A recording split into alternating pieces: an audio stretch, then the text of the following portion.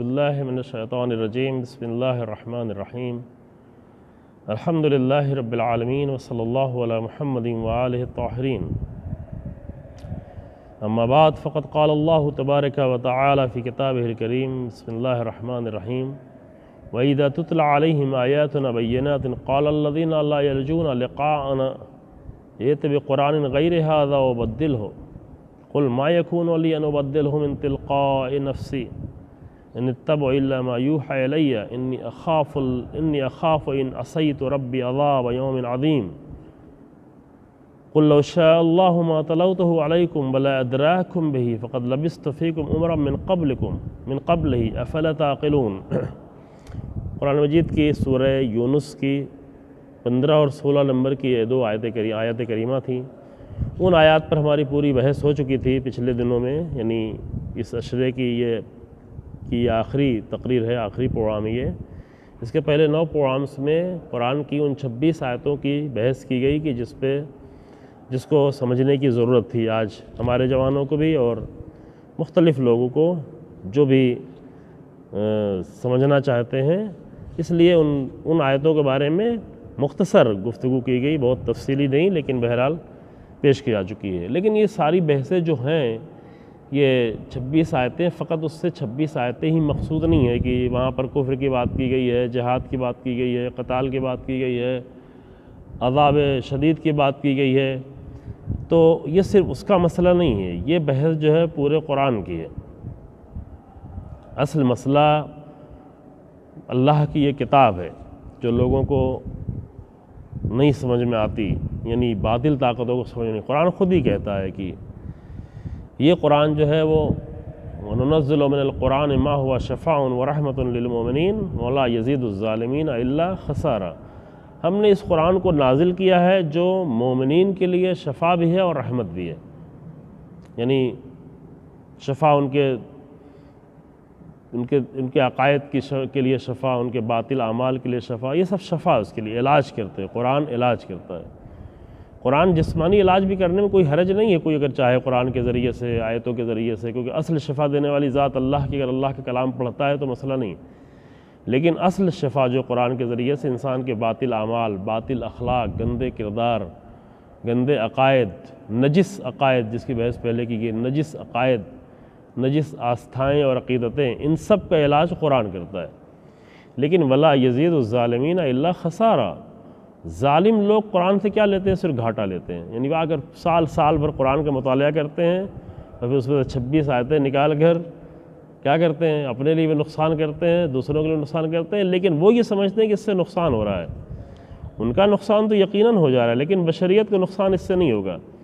اس سے بشریت اور متوجہ ہوگی کلام حق کی طرف۔ جس طرح سے جب قرآن نازل ہو رہا تو لوگ نہیں چاہتے تھے کہ لوگ قرآن کی طرف آئیں، قرآن سنیں، قرآن پڑھیں، قرآن دیکھیں، قرآن رسول اللہ کی آواز سنیں، بڑی مشکل سے کوئی سن لیتا تھا، تسلیم ہوتا تھا۔ ابھی تمہارا یہ عمل، تمہارا یہ ظالمانہ عمل، یہ سبب بنا کہ لوگ قرآن کی طرف متوجہ ہوئے ہیں۔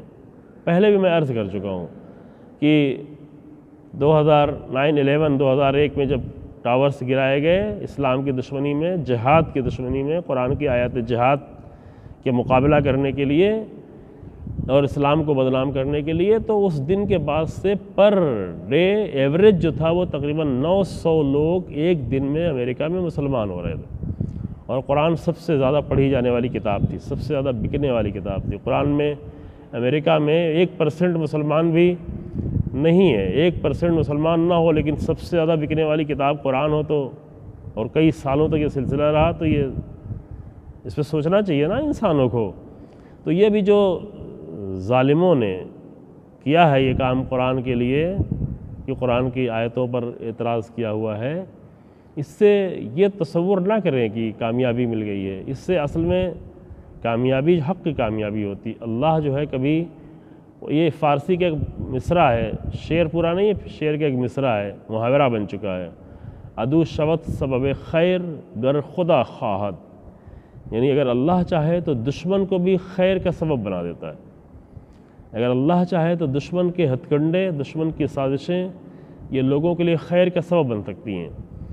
یہی واقعات جو پیش آئے ہیں، انہی کے نتیجے میں ابھی الحمدللہ بہت سارے لوگ متوجہ ہوئے ہیں قرآن کی طرف، بہت سارے آزاد ذہن رکھنے والے، بہت سارے لوگ تو اسیر ہو چکے ہیں، ان کی بات پہلے کی جا چکی ہے، ان کو زندانی کر دیا گیا ہے، ان کو ڈرگس دے دے کر کے، نشہ دے دے کر کے، دھرم کا نشہ اور اندھ بھکتی کا نشہ اور نہیں معلوم جہالتوں کا نشہ دے دے کر، نفرت کا نشہ دے کر ان کے تو صلاحیتوں کو، ان کے ذہن کو ختم کر دیا گیا ہے۔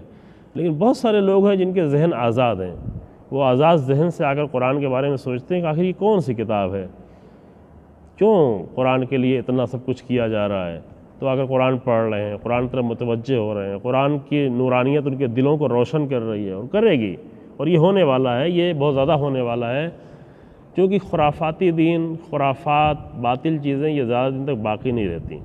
ہم مسلمانوں سے بھی کہتے ہیں کہ تم نے جو دین میں خرافات کی چیزیں داخل کر رکھی ہیں یہ زیادہ باقی رہنے والی نہیں۔ اپنے شیعہ بھائیوں سے بھی کہتے ہیں کہ جو تم لوگوں نے بہت ساری خرافات جو ہماری اہل بیت کی شیعت میں جو داخل کر رکھی ہے وہ سب باطل چیزیں ہیں، جو غیر عقلی چیزیں ہیں وہ سب باطل ہیں، وہ کچھ بھی باقی رہنے والی نہیں ہے، لیکن حق باقی رہے گا، عزاداری باقی رہے گی، اہل بیت کا ذکر باقی رہے گا، رسول اللہ باقی رہیں گے، رسول اللہ کا کردار باقی رہے گا، قرآن باقی رہے گا، ذکر حسین بن علی باقی رہے گا،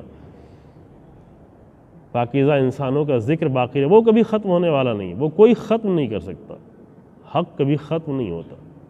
جھاگ ختم ہو جاتی، جھاگ کتنا بھی زیادہ دکھنے لگے۔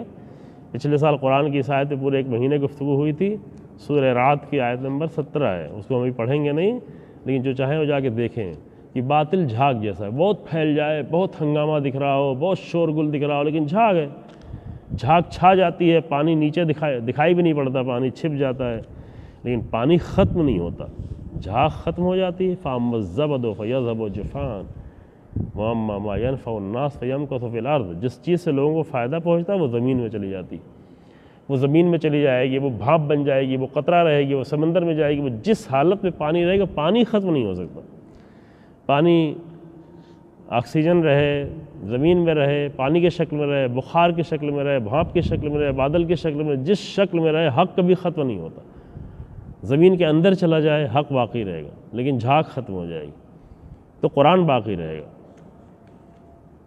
قرآن کے مقابل میں کی جانے والی کوششیں قرآن کے قد کو اور بلند کر دیتی ہیں، قرآن کو لوگ سمجھنا شروع کر دیتے ہیں، یہ اچھا ہے، یہ اللہ کا انتظام ہے کہ ظالموں کو اور دشمنوں کو سبب بناتا ہے، قرآن کا دشمن سبب بنتا ہے، لوگ قرآن کی طرف متوجہ ہوں۔ الحمدللہ، الحمدللہ، خدا کا شکر ہے۔ قرآن کی دشمنی سبب بنتی ہے، اسلام کی دشمنی سبب بنتی ہے کہ لوگ اسلام کی طرف متوجہ ہوں کہ اسلام کون سا مذہب، اسلام کا جہاد کیا ہے، بات پہلے بحث کی جائے، اسلام کا جہاد سمجھیں۔ بعض برادران نے کلپ بھی بنائی ہوئی ہے کہ غیر مسلمان اگر اسلام کو جہاد سمجھنا چاہے تو کیسے سمجھے، خوب یہاں پہ بحث کی گئی چند دنوں پہلے۔ تو اصل مقصود جو ہے وہ فقط 26 آیتیں نہیں ہیں، 26 آیتوں میں شک ڈالنے سے مراد یہ تھا کہ پھر پورے قرآن میں شک ہو، چونکہ پورے قرآن اگر 26 آیتوں میں شک ہو جائے گا تو پورے قرآن میں شک ہوگا، پورے قرآن میں شک ہوگا تو رسول اللہ کی ذات پہ شک ہوگا، معاذ اللہ رسول اللہ نے اپنی طرف سے پیش کیا، رسول اللہ کی ذات پہ شک ہوگا تو پورے اسلام پہ شک ہوگا۔ تو اصل مقصد ان کا جو ہے وہ ٹارگٹ اسلام ہے، اصل مشکل اسلام سے ہے، اصل مشکل رسول اللہ کی ذات سے ہے، اصل مشکل قرآن سے ہے۔ لیکن یہ جو عمل انجام پا رہا ہے وہ اللہ کی پلاننگ کا حصہ ہے کہ مکروا ومکر اللہ، تم مکر کرو، اللہ اپنی پلاننگ کرتا ہے، اللہ بہترین پلانر ہے، اللہ بہترین تدبیر کرنے والی ذات ہے۔ ابھی جو میں نے آیت آپ کے سامنے پڑھی ہے، اس آیت کو سننے کے بعد انسان میرے خیال سے سمجھ سکتا ہے، چونکہ بالکل فطری باتیں ہیں، آپ اس لحاظ سے اس کو نہیں سنے کہ قرآن، جو مسلمان ان کے لیے ٹھیک ہے، کافی ہے کہ اس کو قرآن سمجھ کے سمجھ سکتے ہیں، لیکن جو غیر مسلمان اس کو ایک فطری بات سمجھے عقلی بات، صرف قرآن کتاب کی بات نہ سمجھیں، ایسے سنیں، شاید ان کو جو ہے سمجھ میں آئے۔ قرآن کہتا ہے اذا تتلی علیہم آیاتنا بینات، جب بہت روشن آیتیں ان کے سامنے تلاوت کی جاتی، پڑھی جاتی ہیں، بہت واضح، جو آ کر حق کو کھول کے بیان۔ اصل قرآن کی ایک صفت یہ ہے کہ حق و باطل کے درمیان میں فرق کر دیتا ہے۔ قرآن کا ایک لقب یہ ہے فرقان، عرض کیا کہ پچھلے سال پوری بحث رہی اسی پر۔ قرآن فرقان ہے، قرآن صحیح اور غلط، باطل اور حق، ان عدل اور ظلم، ان سب کے درمیان میں فرق کر دیتا ہے، انسان کے لیے روشن کر دیتا ہے۔ اگر کوئی قرآن کو اس نیت سے پڑھنا چاہے کہ وہ سمجھنا چاہتا ہو، اگر وہ نفرت کی نیت سے پڑھنا چاہ رہا ہے تو وہ تو قرآن خود ہی کہتا ہے وَلَا يَزِيدُ الظَّالِمِينَ إِلَّا خَسَارًا، ظالم اگر قرآن کے پاس آئے گا اس کو گھاٹے کے سوا اور کچھ نہیں ملے گا۔ لیکن اگر کوئی انسان کھلے ہوئے دل سے آئے گا تو اس کے لیے قرآن فرقان بن جاتا ہے، قرآن اس کے لیے حق و باطل میں فرق کر دیتا ہے۔ لہذا جب بین آیتیں ان کے سامنے تلاوت کی جاتی ہیں، پڑھی جاتی ہیں، تو قال الذین لا یرجون لقاءنا، تو وہ لوگ جو ہماری ملاقات کی امید نہیں رکھتے، اللہ کہہ رہا ہے یہ قرآن تو اللہ رسول اللہ کی طرف سے تو نہیں کہا گیا نا، اللہ کہہ رہا ہے قال الذین لا یرجون لقاءنا، تو اے رسول وہ لوگ کہ جو مجھ سے یعنی اللہ سے ملاقات کی امید نہیں رکھتے، مانتے ہی نہیں، قیامت کو جو مانتے نہیں، انجام کو مانتے نہیں، آخرت کو مانتے نہیں، اسی دنیا ہی کو سب کچھ سمجھتے ہیں، تو وہ ظاہر اللہ سے ملاقات کی امید نہیں رکھتے۔ لیکن ان کو یہ قرآن کی آیتیں بہت کھٹکتی ہیں، جب قرآن میں جہاد کی آیتیں آتی ہیں، جب قرآن میں باطل کے مقابل میں کھڑے ہو جانے کی آیتیں ہیں، جب قرآن میں ظلم کے مقابل میں قیام کرنے کی آیتیں آتی ہیں، جب اللہ کے لیے فی سبیل اللہ کوشش کرنے کی آیتیں آتی ہیں، تو یہ چیزیں ان کو بہت کھٹک رہی ہیں، کیونکہ ان کو نقصان پہنچ رہا ہوتا ہے، ان کے فائدے خطرے میں پڑتے ہیں، ان کی منفعتیں جو ہے وہ مشکل میں پڑ جاتی ہے۔ تو وہ کیا کہتے ہیں، وہ جملہ دیکھیں 1400 سال پہلا، لیکن آج یہ جملہ کہا جا رہا ہے۔ وہ کہتے ہیں ایتے بقرآن غیر ھذا او بدلو، اے رسول اللہ آپ یا تو کوئی اور دوسرا قرآن لے کے آئیں یا اسی کو تبدیل کر دیں۔ یہ دیکھیں آج کا جملہ ہے، یا تو آپ دوسرا قرآن لیں، یہ قرآن نہیں چلے گا، یہ قرآن ہمارے لیے بہت مشکل ہے، یہ قرآن ہماری ساری سازشوں کو ناکام کر دیتا ہے، لہذا آپ یا تو پھر قرآن ہی دوسرا پورا لے کے آئیں۔ اب اس زمانے میں چونکہ رسول اللہ سامنے موجود تھے، اس لیے وہ کہہ سکتے تھے یا رسول اللہ یہ قرآن نہیں دوسرا قرآن لے کے آئیں، یہ قرآن کہتا ہے کہ آپ عمل کریں، یہ قرآن کہتا ہے آپ روزہ رہیں مثلا، یہ قرآن کہتا ہے کہ آپ ایک خدا کی بندگی کریں، یہ قرآن کہتا ہے کہ آپ سود نہیں کھائیں، نہیں لیں، یہ قرآن کہتا ہے کہ آپ عورتوں پہ ظلم نہ کریں، بچیوں کو بے رحم قتل نہ کریں۔ ابھی آج کے ماڈرن جاہلیت میں 3 کروڑ سے زیادہ بچیوں کو الٹرا ساؤنڈ کرا کے ان کے ماں کے شکم میں مار دیا گیا۔ یہ عرب کے جاہلوں نے 3 کروڑ لوگ نہیں مارا تھا، عرب کے جاہلوں نے 100-200 لڑکیوں کو مار دیا تھا۔ قرآن کی آیت نازل ہوئی وَإِذَا الْمَوْءُودَةُ سُئِلَتْ بِأَيِّ ذَنبٍ قُتِلَتْ، جب پوچھا جائے گا ان بچیوں سے کہ تمہیں کس گناہ میں قتل کیا گیا، بِأَيِّ ذَنبٍ قُتِلَتْ، کس جرم میں تمہیں مارا گیا، کیوں مار دیا گیا؟ وہ تو جاہل لوگ تھے، بہت جاہل تھے، انہوں نے 100-200 بچیوں کو مار دیا ہوگا حد اکثر۔ ابھی 3 کروڑ سے زیادہ، یہ کئی سال پہلے کی رپورٹ میں پیش کر رہا ہوں، ابھی کی میں نہیں دیکھ پایا ہوں، 3 کروڑ سے زیادہ بچیوں کو سونوگرافی اور الٹرا ساؤنڈ کرا کر ماں کے شکم میں مار دیا گیا۔ ابھی ہندوستان میں ہر اسٹیٹ میں لڑکے زیادہ ہیں، لڑکیاں کم ہیں۔ بعض اسٹیٹ میں یہ بہت زیادہ پرسنٹیج کا فرق بہت زیادہ ہے، مثلا 1000 بچے ہیں لڑکے ہیں تو 850 لڑکیاں ہیں، 950 لڑکیاں ہیں، 900 ہیں، راجستھان اور پنجاب، بعض علاقوں میں بہت زیادہ فرق ہے۔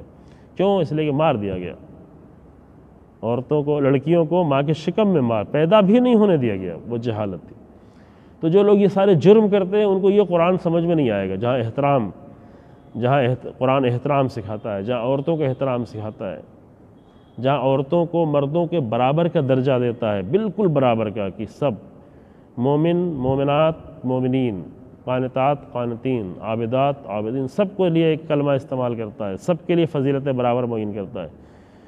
تو وہ لوگ آگے اس زمانے میں رسول اللہ جو کہ سامنے موجود تھے، لہذا کہتے تھے یہ قرآن آپ بدل دیں، ایتے بقرآن غیر ھذا، اس قرآن کے علاوہ کوئی دوسرا قرآن لے آئیں جس میں تھوڑا ہماری بھی باتیں ہوں، کچھ آپ کی باتیں ہوں، کچھ ہماری باتیں ہوں، یا کیا کریں دوسرا قرآن اگر نہیں لا سکتے او بدل ہو، یہ کلمہ آج کیا ہے، یہ قرآن کو بدل دیں، پیٹیشن داخل کریں کہ قرآن بدلا جائے، اس میں آیتیں کم کی جائیں، اس میں آیتیں ہٹائی جائیں۔ قرآن کی بحث ہم بعد میں کبھی کریں گے انشاءاللہ. آج میں خالی ایک یہ عشرے کا آخری پروگرام ہے، ایک اشارہ کر کے آگے بڑھتا ہوں کہ یہ کیا ہو سکتا ہے. یہ آج سمجھیں، یہ آج بہت اہم ہے کہ یہ اس زمانے، یہ نہیں کہ آج کہا جا رہا ہے کہ بدل دیں، یہ صرف آج کا تقاضا نہیں ہے.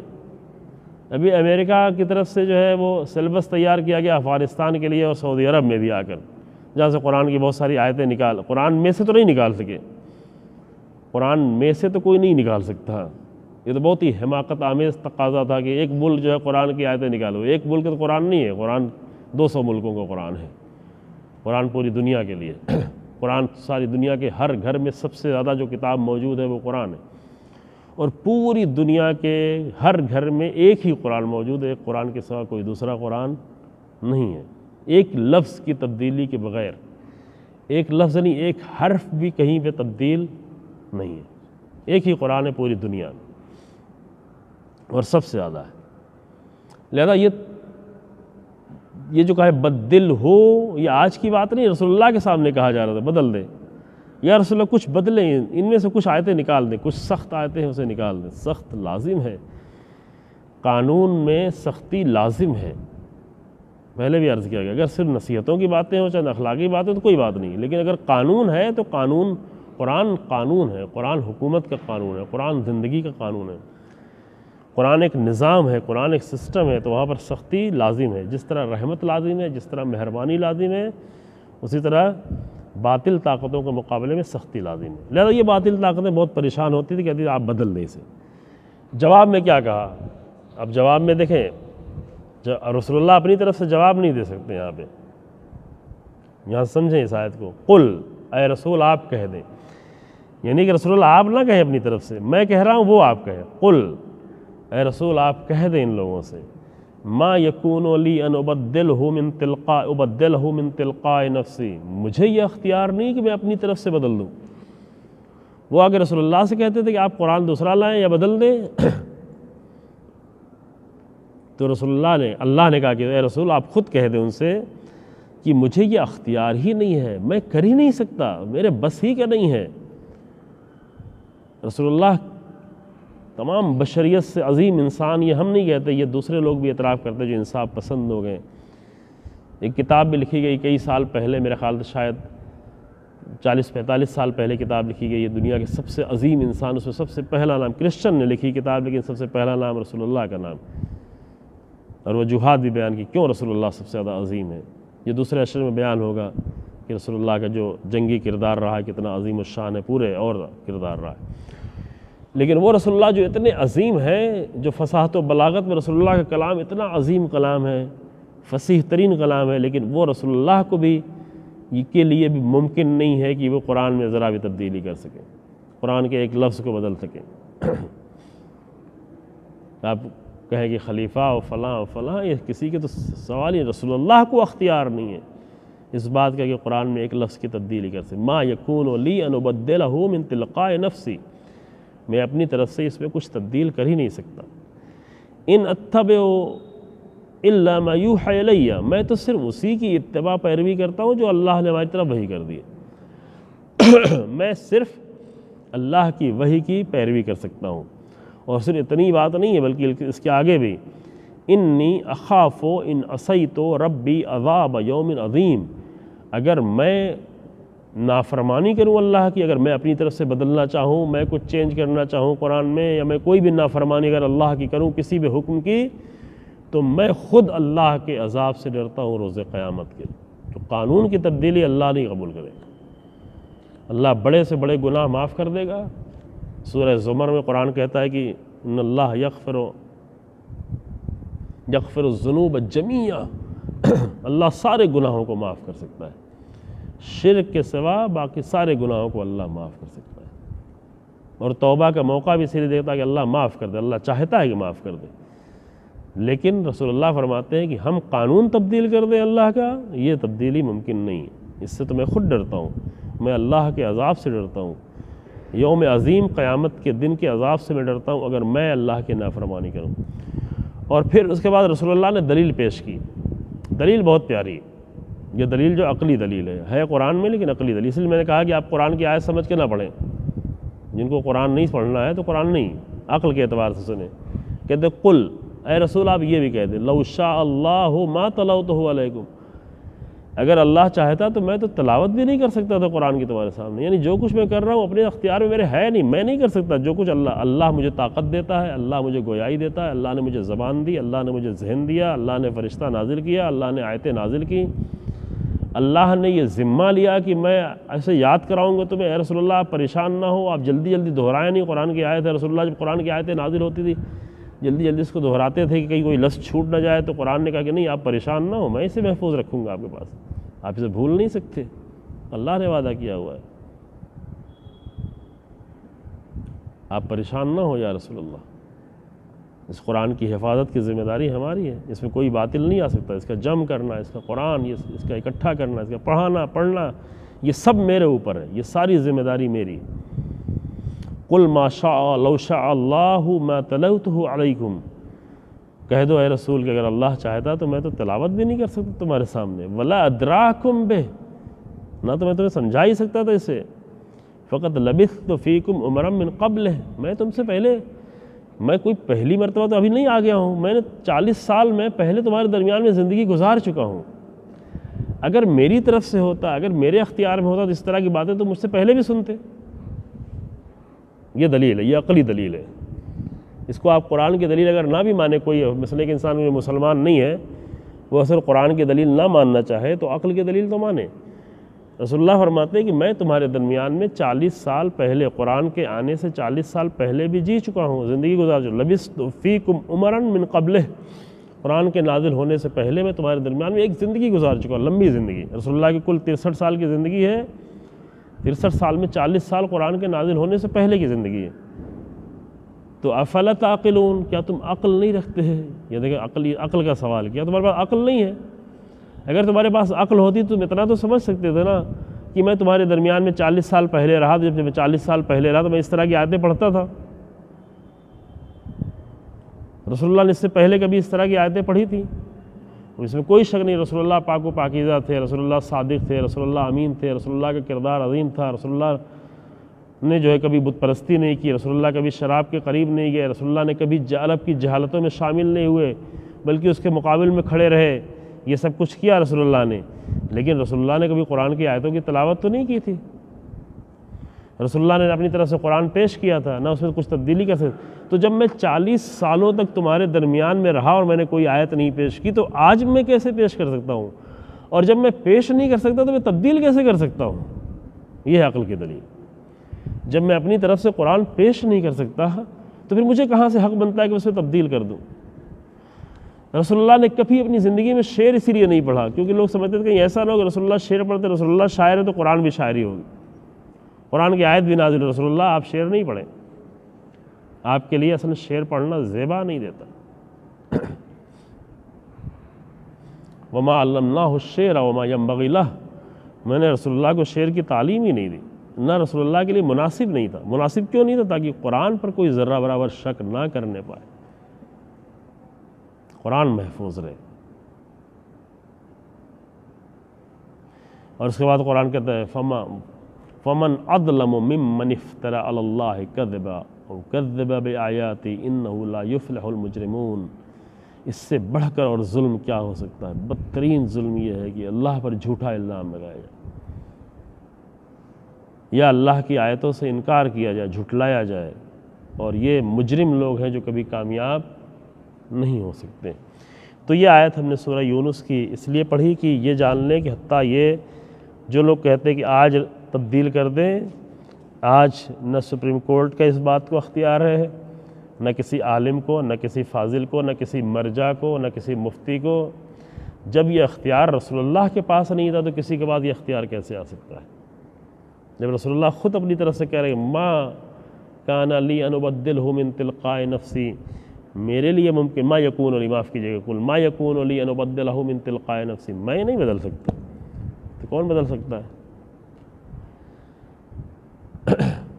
لیکن ہاں ایک نسخہ میں نے پہلے اشارہ کیا تھا، آخر میں یہ گفتگو میں کر کے پھر تھوڑا ذکر کرنا ہے بی کا بھی، کہ ایک نسخہ پہلے بیان کیا تھا کہ ٹھیک ہے آپ کو قرآن پسند نہیں ہے تو پھر اس کا راہ حل قرآن نے خود ہی بیان کر دیا. آپ نہ رسول اللہ کو پریشان کریں، نہ کسی عالم کو، نہ کسی مفتی کو، نہ کسی مرجع کو، نہ کسی اور شخص کو، نہ سپریم کورٹ، کسی کو پریشان نہیں کرے بدلنے کے لیے۔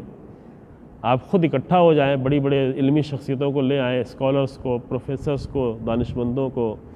خود نہیں کر سکتے، پوری دنیا سے اکٹھا کر کے لائیں۔ ہمارے جوانوں کی رال ٹپکتی، امریکہ فلاں، یہاں وہاں، یورپ یونیورسٹی، ہارورڈ فلاں، بڑی بڑی یونیورسٹیز کے لوگ، آپ پوری دنیا کی یونیورسٹیز کے لوگوں کو لے کے آئیں، ٹاپ یونیورسٹیز کے۔ ہمارے ملک کی یونیورسٹیز تو ابھی 100 کے اندر بھی نہیں آتی، بہت پیچھے ہیں سب۔ جن یونیورسٹی کی تھوڑی بہتر حالت، ان کو لوگ اور خراب کر دیتے ہیں۔ تو سب کو اکٹھا کریں۔ قرآن جو ہے اس جہالت کے زمانے میں کہہ رہا تھا، آج 21ویں صدی میں بھی کہہ رہا ہے کہ اگر تمہیں قرآن پہ شک ہے تو ایک قرآن دوسرا لے آؤ۔ پورا قرآن نہیں لا سکتے، 10 سورہ لے آؤ۔ 10 سورہ نہیں لا سکتے، ایک سورہ لاؤ۔ اور یہ عرض کہ ایک سورہ قرآن کا سب سے چھوٹا سورہ 3 جملے کا ہے۔ کتنا؟ اِنَّا أَعْطَيْنَاكَ الْكَوْثَرَ فَصَلِّ لِرَبِّكَ وَانْحَرْ إِنَّ شَانِئَكَ هُوَ الْأَبْتَرُ۔ اتنا، یہ سب سے چھوٹا سورہ قرآن کا، اور اس میں بسم اللہ کو شامل کریں تو 4 آیتیں ہو جائیں گی۔ سب سے یہ 3-4 آیتوں کا سب سے چھوٹا سورہ ہے۔ تو ساری دنیا کے اسکالرس، پروفیسرس اور انٹیلیجنٹس لوگ اور بڑی بڑی شخصیتیں، علمی شخصیتیں، سب مل کر قرآن کے آ کر صرف 3 جملوں کا جواب پیش کر دیں، بات خود ہی ختم ہو جائے گی۔ یہ نہ خود کو پریشان کریں، دوسروں کو پریشان کریں، یہ کام کر لیں۔ لیکن قرآن کہتا ہے نہ، یہ ممکن ہی نہیں، یہ کسی کے لیے ممکن نہیں ہے۔ اور یہ قرآن نے دعویٰ کیا ہوا ہے، یوں نہیں کہ نہیں کوشش کی لوگوں نے، بہت ساری کوشش کر ڈالی ہے، 1400 سال سے مسلسل کوشش کر رہے ہیں۔ ہمارا بچپن تھا تو دیکھا تھا، بچپن کیا نوجوانی کے زمانے میں نئی نئی سورے گڑھے گئے، اسرائیل کی طرف سے گڑھے گئے تھے، خود قرآن ہی سے لفظ چرا چرا کے سورے گڑھے تھے، لیکن ایسا مسخرہ بنا دیا تھا، اس کے اندر کوئی مطلب جو تھا بالکل مسخرے والا مطلب تھا، کہ ان کا گڑھا ہوا سورہ ان کے ابھی نہیں چل پایا، کچھ دن نہیں، ابھی تو انٹرنیٹ پہ بھی دکھائی نہیں پڑتا، ڈھونڈے شاید مل جائے گا۔ عجیب و غریب آیتیں تھیں۔ مثلا ایک آیت تھی کہ اے رسول، میں نے تم کو اس لیے نہیں بھیجا کہ تم لوگ گمراہ کرو، ایک آیت۔ اب یہ سارے لفظ اٹھائے تھے قرآن کے، چوری کیے سارے لفظ جو ہے، یا ایھا الرسول ما ارسلناک لیضل بہ الناس، اس طرح سے میں نے یہ سارے لفظ قرآن کے تھے۔ قرآن سے لفظ جوڑ کے جو بنایا، ایک تو اپنی طرف سے کوئی لفظ نہیں، سب قرآن کے لفظ بنایا، کیا بالکل حماقت کی چیز ہے نا۔ تو قرآن کہتا ہے کہ تم ایسا نہیں کوشش نہیں کرو گے، تم نے کوشش کی ہوئی ہے، پہلے بہت کوشش کر چکے ہو، ابھی بھی کوشش کر رہے ہیں، ابھی بھی کوششیں جاری ہیں۔ لیکن ان سب کے جواب میں قرآن نے کیا کہا؟ یہ سورہ بقرہ کی شروع ہی کے صفحات کی آیتیں ہیں، سورہ بقرہ کے 3 صفحے کی آیت، یعنی قرآن کا 4تھا صفحہ ہے، اٹھا کے دیکھیں۔ قرآن کہتا ہے ان کنتم فی ریب مما نزلنا علی عبدنا فاتوا بسورۃ من مثلہ، اگر تم کو شک ہو اس چیز پر کہ جو ہم نے اپنے بندے پر نازل کی ہوئی ہے، تو اسی کے مانند ایک سورہ لا دی، آخری والی، اس کے پہلے اور سارے آیتیں ہیں، 10 سورے والی، پورے قرآن والی، یہ ایک سورہ والی ہے۔ یہ آیت تو میں آپ کو پڑھ چکا، ترجمہ پڑھ چکا ہوں، یہ مجھے پڑھنا نہیں ہے، بعد والا اصل پڑھنا تھا۔ وَادْعُوا شُهَدَاءَكُم مِّن دُونِ اللَّهِ إِن كُنتُم صَادِقِينَ، اگر تم سچے ہو تو پھر جس کو بھی اپنی مدد میں لانا چاہے تو اس کو بھی لے کے آؤ۔ دوسری جگہ قرآن میں کہا حتیٰ جنوں کی مدد لینا چاہے تو بعض لوگ ہیں جنوں کی مدد لیتے ہیں، جنوں کی نہیں لیتے، شیطانوں کی مدد لیتے ہیں، جاتے ہیں گندی غذائیں کھاتے ہیں، قبرستانوں میں شمشانوں میں پڑے رہتے ہیں، غلاظتیں کھاتے ہیں، نجاستیں کھاتے ہیں، تاکہ شیطان ان کے ساتھ ہو جائے، شیطانوں کی مدد لیتے ہیں، جنوں کی مدد لیتے ہیں۔ قرآن کہتا ہے تم جس کی بھی مدد لینا چاہتے ہو، جتنے بھی تم اسکالرس ہو، پڑھے لکھے ہو، سب رہو، اور جس کی مدد چاہیے ان سب کی مدد بھی لے لو، یہ سب کچھ کرنے۔ وَادْعُوا مِن دُونِ اللَّهِ إِن كُنتُم صَادِقِينَ وَادْعُوا شُهَدَاءَكُم مِّن دُونِ اللَّهِ، اللہ کو چھوڑ کر تم حتیٰ جس کی مدد چاہو تم لے سکتے ہو، لیکن ایک سورہ 3 آیتوں کا جواب لے کے آؤ۔ اگر مرد ہو تو 3 آیتوں کا جواب لے کر آؤ۔ اصل آیت یہ پڑھنی تھی کہ یہ تو قرآن نے دعویٰ کیا، لیکن قرآن نے قیامت تک کے لیے جواب بھی پہلے ہی دے دیا، کہا فَإِن لَمْ تَفْعَلُوا وَلَن تَفْعَلُوا۔ دیکھیں یہ لہجہ دیکھیں قرآن کا، قرآن کہتا ہے فَإِن لَمْ تَفْعَلُوا، اگر تم ایسا نہیں کر سکے، اور اس کے بعد کہتا ہے وَلَن تَفْعَلُوا، اور ہرگز ہرگز ایسا نہیں کر سکتے ہو۔ اللہ اکبر۔ اب دنیا کی کوئی بھی کتاب لکھی گئی، اس کا کتاب لائیں، اس کا جواب آ جائے گا۔ ہر کتاب سے بہتر کتابیں لکھی جا سکتی ہیں، لکھی جاتی رہی، ہر دور کی کتاب سے اگلا زمانہ آیا اس سے بہتر کتابیں، کوئی بھی ورژن آیا اس سے بہتر ورژن آیا، سافٹ ویئر آیا اس سے بہتر سافٹ ویئر آیا، زمانہ آگے بڑھتا رہا، بہتر سے بہتر کتابیں، بہتر سے بہتر سافٹ ویئر، بہتر سے بہتر نالج، بہتر سے بہتر ریسرچ، یہ سب آتی رہیں۔ قرآن 1400 سال پہلے سے کہہ رہا ہے کہ لاؤ تم 3 آیتوں کا 3 جملوں کا جواب لے کے آؤ، پھر ساتھ میں یہ بھی کہہ رہا ہے فَإِن لَمْ تَفْعَلُوا، اگر تم ایسا نہیں کر سکتے، اور صرف اتنا نہیں کہا وَلَن تَفْعَلُوا، اور ہرگز تم ایسا نہیں کر سکتے، کر کے دیکھو، تم ہرگز ایسا نہیں کر سکتے۔ اگر صرف یہی ایک جملہ ہے، صرف ایک جملہ یہی کافی ہے پوری بشریت کو سوچنے کے لیے اور قرآن کی حقیقت کو سمجھنے کے لیے، قرآن کے دشمنوں کے لیے بھی کافی ہے اور عام انسانوں کے لیے بھی کافی ہے، چاہے وہ کسی بھی مذہب و ملت کے ہوں، اور مسلمانوں کے لیے کافی۔ وَلَن تَفْعَلُوا، اللہ اکبر، اس لن تفعلوا میں کتنا زور ہے، کتنا ایمان ہے، کتنا یقین ہے، کتنا حقانیت ہے، کتنا حقانیت کا اعتبار ہے کہ وَلَن تفعلوا، اور ہرگز تم سب مل کے ایسا نہیں کر سکتے، اور جب نہیں کر پاؤ گے تو فَاتَّقُوا النَّارَ الَّتِي وَقُودُهَا النَّاسُ وَالْحِجَارَةُ۔ کل میں نے کون سی آیتیں پڑھی تھی؟ عذاب والی آیتیں پڑھی تھی نا کل، ان 26 آیتوں میں سے عذاب والی آیت۔ یہاں پہ دیکھیں قرآن کیا کہتا ہے، یہ ان 26 آیتوں میں سے نہیں ہے، لیکن یہ اور ظاہر ایسی آیتیں وہ شامل بھی نہیں کریں گے، وہ تو ایسی آیتیں نہیں لیں گے نا جس سے لوگوں کو ہدایت ہو جائے۔ کہتے ہیں فَاتَّقُوا النَّارَ الَّتِي وَقُودُهَا النَّاسُ وَالْحِجَارَةُ، اگر تم نہیں کر سکے اور نہیں کر سکتے ہو تو ایسے عذاب سے ڈرو کہ وقودها الناس والحجارہ، جس کا ایندھن انسان ہوگا اور پتھر ہوگا، اس کا ایندھن لکڑی نہیں ہوگی، اس کا ایندھن گھاس پھوس نہیں ہوگی کہ جلدی سے جل کے ختم ہو جائے، ایندھن خود انسان ہوگا۔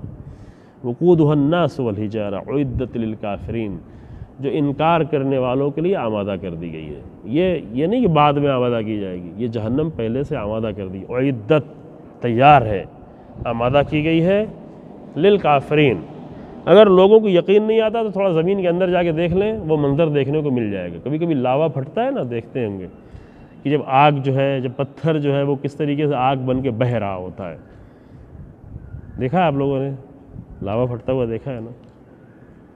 جب زمین کے اندر سے نکلتا ہے وہ ٹمپریچر جو ابھی 40 ڈگری ٹمپریچر ہے، 39-40 ڈگری ٹمپریچر ہوتا ہے، باہر حالت خراب ہو رہی ہوتی ہے لوگوں کی، گرمی بہت زیادہ ہے، روزہ بہت سخت ہو رہا ہے، ہاں ٹھیک ہے، آپ 40 ڈگری ٹمپریچر سوچیں اور 2000 ڈگری سوچیں اور اس سے بھی زیادہ سوچیں، 40,000 ڈگری ٹمپریچر سوچیں، جہاں آگ بھی جو ہے وہ پتھر بھی بہنے لگے پگھل کر، لوہا نہیں، لوہا تو 100 ڈگری ٹمپریچر میں پگھلنا شروع ہوتا ہے، لیکن جہاں کئی ہزار ڈگری کے ٹمپریچر ہو، اس کا ایک منظر زمین کے اندر موجود ہے، اسی زمین میں۔ اور اللہ نے بہت، جب زمین چھوٹی سی، پوری کائنات میں زمین بہت چھوٹی سی، ایک ذرہ کے برابر ہے، تو اللہ نے یہ جہنم جو ہے فراہم کر رکھی ہے انکار کرنے والوں کے لیے۔ کافرین، یہ لفظ یہاں بھی آیا، کافرین انکار کرنے والے، حق کا انکار کرنے والوں کے لیے اللہ نے یہ فراہم کر رکھا ہے۔ تو یہ آیتیں اس لیے پڑھی تھی کہ انسان تھوڑا سوچے اس مسئلے پر، اور بہرحال آج شب ہے ایک ایسے بی بی کی یاد کی کہ جو سب سے پہلے رسول اللہ پر ایمان لائی، اللہ اکبر، خواتین میں سب سے پہلے، حتیٰ ایک علی بن ابی طالب کو چھوڑ کر مردوں میں اور خواتین میں سب سے پہلے ایک امیر المومنین کو چھوڑ کر، یعنی حق کے سامنے تسلیم ہونے کا نمونہ جناب خدیجہ سلام اللہ علیہ۔ انکار کرنے والے اسی خاندان میں موجود ہے، ابو لہب اسی خاندان میں ہے، رسول اللہ کے خاندان میں ابو لہب انکار کر رہا ہے، خدیجہ دوسرے خاندان کی ہیں، اور وہ حق کے سامنے تسلیم ہے، اتنا زیادہ حق کے سامنے تسلیم ہے کہ رسول اللہ جناب خدیجہ سلام اللہ علیہ کے انتقال کے بعد 25 سال کی عمر تھی رسول اللہ کی جب جناب خدیجہ سے شادی کی، اور اپنی پوری زندگی جناب خدیجہ کے ساتھ جو رہے مکے کی زندگی میں۔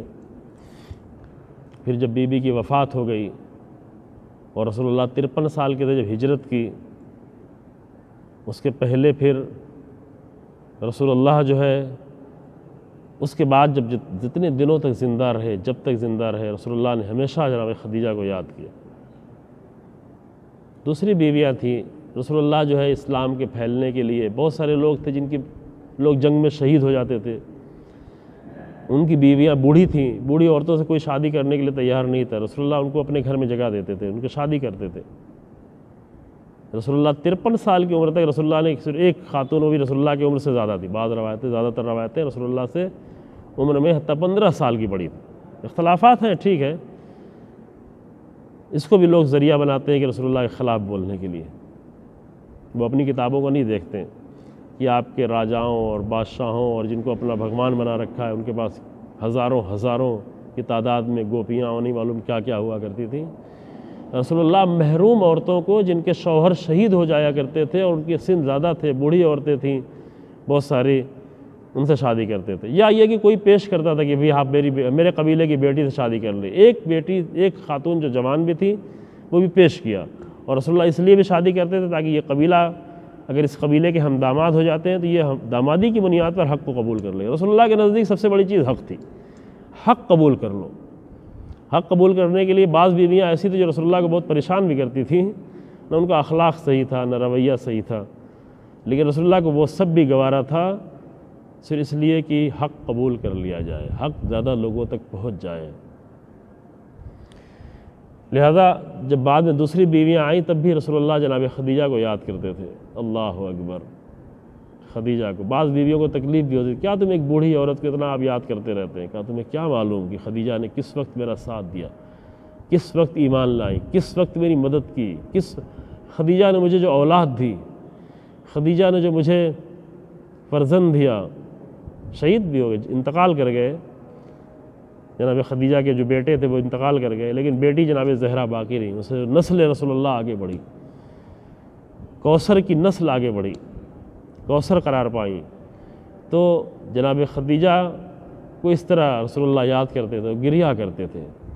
گریہ اس لیے کرتے تھے کہ جناب خدیجہ تنہائیوں کا سہارا تھی، یہ بی بی رسول اللہ کی تنہائی کا سہارا تھی۔ جب لوگ رسول اللہ پہ پتھر مار رہے تھے، جب لوگ واقعاً کفر کر رہے تھے، انکار کر رہے تھے رسول اللہ کا، رسول اللہ کی حق باتوں کا انکار کر رہے تھے، رسول اللہ پر کوڑے ڈالتے تھے، تو اس وقت میں خطرہ تھا، جان کا خطرہ تھا، مال سب کچھ جناب خدیجہ نے رسول اللہ کے اوپر نثار کر دیا، اپنی ساری دولت جو مکے کی بڑی خاتون تھی، دولت مند خاتون تھی، سب رسول اللہ کو حوالے کر دی۔